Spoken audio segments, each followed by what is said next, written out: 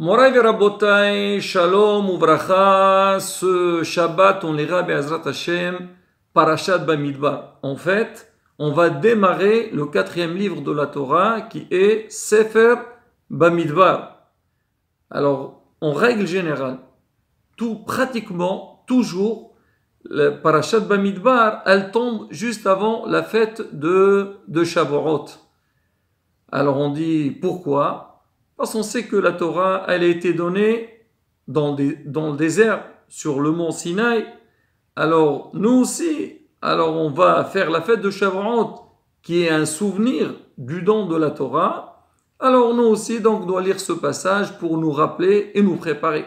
Et surtout qu'on sait très bien, Rabotai, qu'on vient, pratiquement, on est à la fin de la période du Homer, et c'est une période dans laquelle Am Israël, il est censé de se préparer pour le grand jour du don de la Torah, comme on avait vu avec nos ancêtres.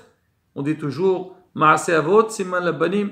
Am Israël, quand il était en esclavage en Égypte, Akadosh Baruch Hu, il s'est apparu à Moshe Rabbeinu, il a dit Moshe, va libérer le peuple. Moshe, il a dit Hachem, par quel mérite? On sait qu'Am Israël, ils sont descendus à un niveau très très très bas. Akadosh Baruch Hu a dit Moshe, tu sais par quel mérite le peuple va sortir d'Égypte, parce que le 50e jour de leur sortie, ils vont recevoir la Torah. Et donc par ce mérite-là, ils vont pouvoir sortir. Donc on dit pareil aussi pour nous, on doit nous préparer à cette réception de la Torah. Et surtout à Rabotai, la dernière semaine. C'est vrai que tout le long, entre Pesach et Shavuot, il fallait chaque jour s'améliorer et avancer. Mais on dit Hakol olech lefe ahatum, tout va selon la fin, et on est juste avant l'arrivée de cette fête de Shavuot, et Bémet, on a besoin de chacun qui soit mithazer. C'est pour ça que ce Shabbat, alors bien sûr, il faut faire des shiurim, donner des cours, parler des halachot de Shavuot, et aussi donner le goût, expliquer le vrai sens de l'Imud Torah et son importance que chacun, il doit se dire. Quand est-ce que je vais arriver à faire ce qu'ils ont fait mes ancêtres, et moi aussi je plonge et je m'investis dans l'Imud Torah. La paracha commence Vaidaber Hashem el Moshe b'midbar Sinaï. Hashem il a parlé avec Moshe Rabbeinu dans b'midbar Sinaï, dans le désert de Sinaï. Le Midrash il rapporte, il dit Mikan shanu hachamim. De là, de ce passage-là, de ce verset-là, Hachamim, ils ont appris quelque chose. Alors c'est quoi? Ils disent HaTorah niqnet, pour recevoir la Torah. Alors il y a 3 points fondamentaux pour que la personne elle puisse donc recevoir la Torah. Première chose, on dit Bishoshat Varim Nitena Torah. Avec 3 choses la Torah elle a été donnée. Ba'eish, Ubamaim, Ubamidbar. Elle était donnée avec le feu, avec l'eau et avec le désert. Et le Midrash, il rapporte des psuchim, quel rapport le feu avec la Torah, l'eau avec la Torah, le désert avec la Torah. Mais on va rapporter des paroles de nos sages, qu'ils disent Be'emet.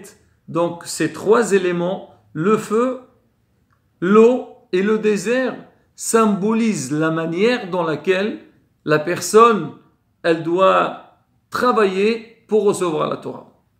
Première des choses, on dit le feu. On dit le feu, donc il est fort. On dit que l'homme aussi, s'il veut recevoir la Torah, il doit la recevoir avec un enthousiasme. On ne peut pas nous dire, voilà, moi je vais étudier la Torah, relax. Tu veux étudier, il faut vraiment un investissement. Et on sait très bien, on dit Torah niqnit be'amal.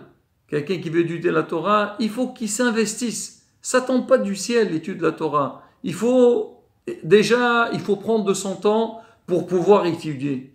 Et quand tu vas étudier, il faut que tu sois investi jusqu'au bout. C'est pas simple. Beaucoup de gens ils disent qu'est-ce qu'ils font les gens qui étudient la Torah? C'est vrai, ils sont assis, mais il faut voir un petit peu les efforts qu'ils font. On le voit beaucoup de fois. Il y a des gens, ils disent j'ai envie d'étudier, Et à peine ils commencent à étudier, ils sentent une certaine faiblesse. C'est pas évident. Donc c'est ce qu'ils nous disent, Hachamim. Torah niqnet be'nitina be'esh. Avec ferveur. L'homme, il doit se dire oui. Et surtout, beaucoup de fois, quand on veut étudier, on a du mal. C'est pas seulement on n'a pas le temps, mais on a du mal à comprendre. On dit tu n'as pas compris, il faut refaire. Étudie. Mais Rabotai, comme on dit, il faut être bien organisé. C'est déjà, il faut se fixer un Rav pour qu'il nous guide de quelle manière on doit étudier. Parce que ça peut arriver beaucoup de fois, on voit des gens, ils veulent étudier, une fois tu les vois par là, une fois ils font autre chose. Alors ils ne savent pas, c'est un peu faire-flux, tout ce qu'ils font. C'est pas comme ça que ça marche.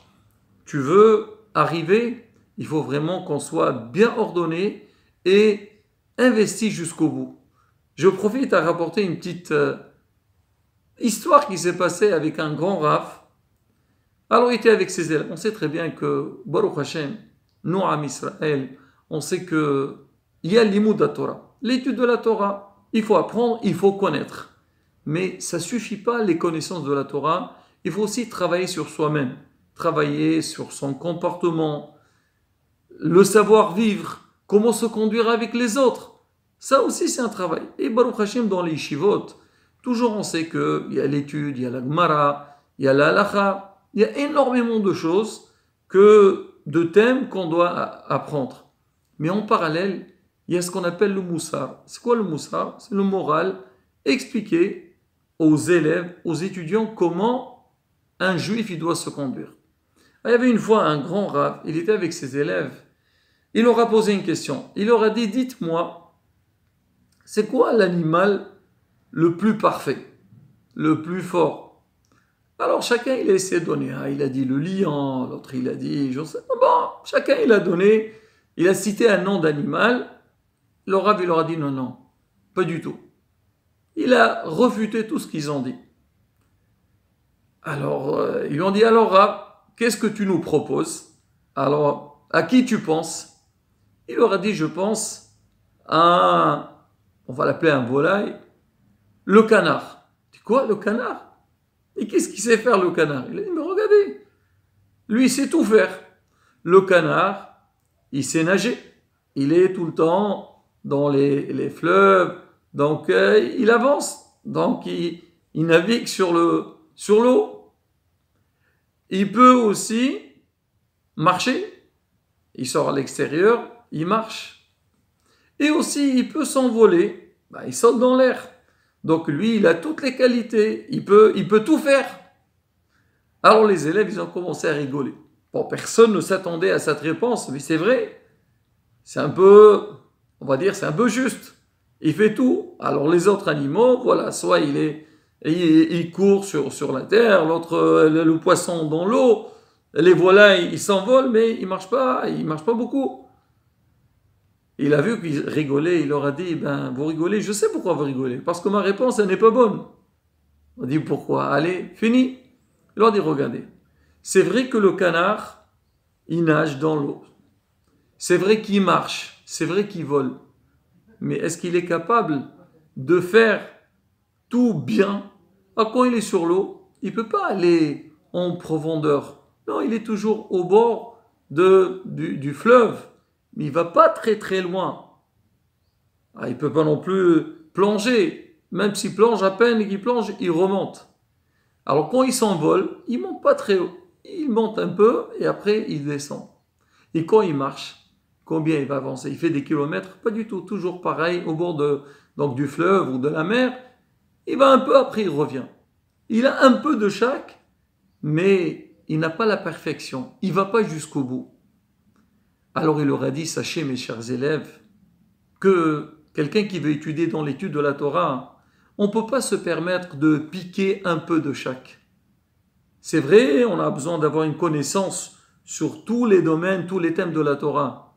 Mais tu vas apprendre, il faut aller jusqu'au bout.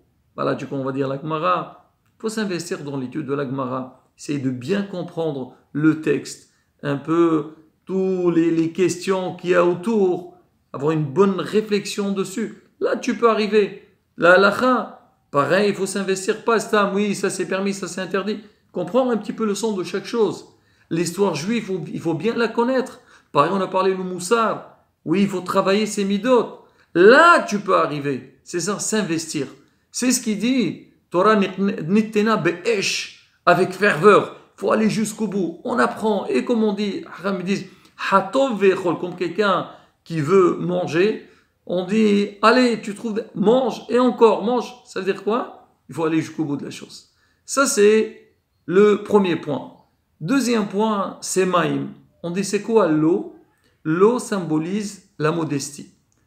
Alors, comment? Alors, c'est rapporté dans le Navi. Hoi kol sameh lechol hamayim. Tout celui qui a soif, il va vers l'eau. Alors, on dit l'eau, comment on a l'eau? Elle descend d'un endroit qui est très haut et elle d'en haut vers le bas. Ça veut dire quoi? Elle est dans les montagnes ou bien du ciel, elle descend sur terre. On dit aussi, celui qui veut étudier la Torah, on dit Torah, elle était symbolisée à l'eau. Tu veux apprendre la Torah, il faut que la personne, elle a la modestie, c'est-à-dire descendre, se rabaisser. Parce que quand toi, tu as la modestie, tu es prêt à écouter, tu es prêt à entendre. Tu écoutes celui qui te transmet. Après, tu peux réfléchir.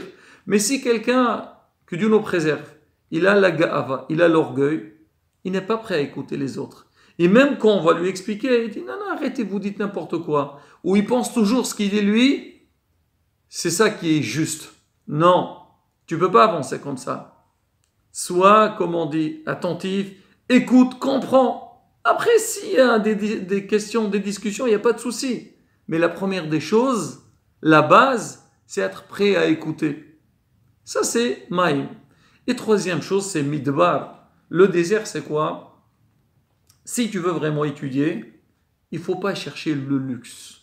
Parce que si quelqu'un, il veut vivre dans... Si tu as les moyens, tant mieux. Mais passer ta vie, chercher donc tous les plaisirs, tout le confort, ben, tu auras du mal à arriver. Parce que la moindre chose qui va te déranger, alors elle va te stopper. Tu ne vas pas pouvoir avancer. Alors on te dit, tu vas arriver... Voilà les points de base pour réussir. Je le dis sur la Torah, mais ça peut être aussi la beauté dans tous les domaines de la vie. Quelqu'un, la première des choses, étudier avec ferveur, chercher avec ferveur, la modestie, être prêt à apprendre, à écouter, et aussi, comme on dit, se concentrer, se satisfaire avec ce qu'on a. Mais si on veut toujours, non, on veut encore et encore et encore et encore. Rabotaï, on ne finira jamais. Les plaisirs ne finiront jamais. Et Moren Arbe Mazouz, il dit, on voit ça, on dit que la Torah a été donnée à ceux qui mangeaient la manne. C'est-à-dire le peuple d'Israël, quand il est sorti d'Égypte, alors ils avaient la manne qui tombait tous les jours. C'est à eux que la Torah a été donnée. Mais il explique, il dit en fait c'est quoi? Ceux qui mangeaient la manne, tous les jours c'était la même chose. Ils ne se sont pas dit, ah aujourd'hui on a eu tel manger, demain on veut autre chose et on veut... Ah, c'est bon, prends, on mange. Pour se rassasier, pour se nourrir, c'est bon, on continue. C'est comme ça qu'on peut arriver. Et là, Rabotaï, c'est la base. Là, on est juste avant la fête de Shavuot. Il faut chercher à avancer, à se préparer. Torah Mizun Ma'asim Tovim. Alors, Bezat Hashem, c'est justement ces conditions. Quand on est bien préparé, Bezat Hashem, on aura tout ce qu'il faut. Et Ratzon, qu'Akadosh Baruch Hu, il nous aide d'avoir cette bonne réflexion, de vouloir avancer, on dit, dans la bonne direction, qu'on soit Zorah Bezrat Hashem, les Kabbalat Torah comme il faut, Veniske, les Hag Shavuot, et de la même manière qu'on a reçu la Torah dans le passé, on la reçoit maintenant, Veniske la Gola Shlema, Bimera B'Yameno, Amen, Ken Shabbat, Shalom, on vorach.